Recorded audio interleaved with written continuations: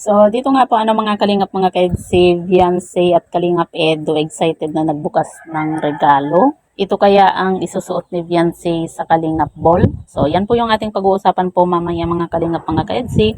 Pero bago po natin ipagpatuloy ang video ito sa mga bago pa lang po sa ating munting channel, huwag po natin kalimutang suportahan ang ama ng Kalingap Kuya Val Santos Matubang at Kalingap Rob.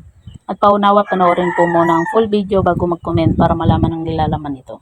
So, dito nga po mga kalingap mga kaedsi, marami na nga po yung excited nga po at syempre isa na rin po tayo na sobrang excited na po sa Kalingap Ball.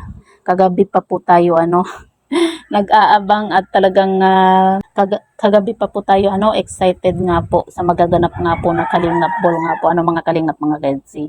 Lalo na at syempre kasama din po itong si Beyonce at Kalingap Edo nga po.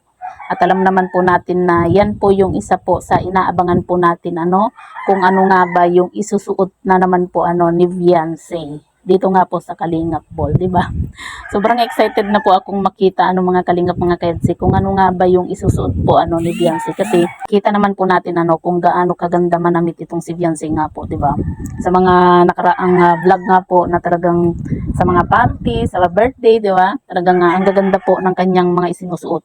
Lalong-lalo na po siguro ngayong Kalingap Ball, di ba? Kasi alam naman po natin na pinaghandaan din po yan ng mga sponsor po ni Beyonce kung ano po yung isusuot na naman po ni Beyonce nga po ngayong Kalingap Ball. At ito po, at yun nga po mga kalingap mga kaedsi, masaya nga po nga sabay na nagbukas nga po ng regalo itong si Kalingap Edo at Beyonce. At dito nga po, nakita po natin yung regalo po ni Beyonce nga po na dress.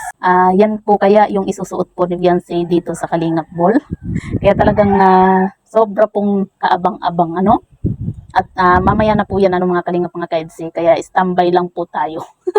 At alam ko, hindi lang po ako yung sobrang tuwang-tuwa na naman po na nag-aabang nga po. Kagabi pa nga po ako puyat kasi excited na po ako kagabi pa sa magaganap nga po na Kalingap Ball nga po. Kasi excited po ako kung ano po yung isusuot po ni Beyonce.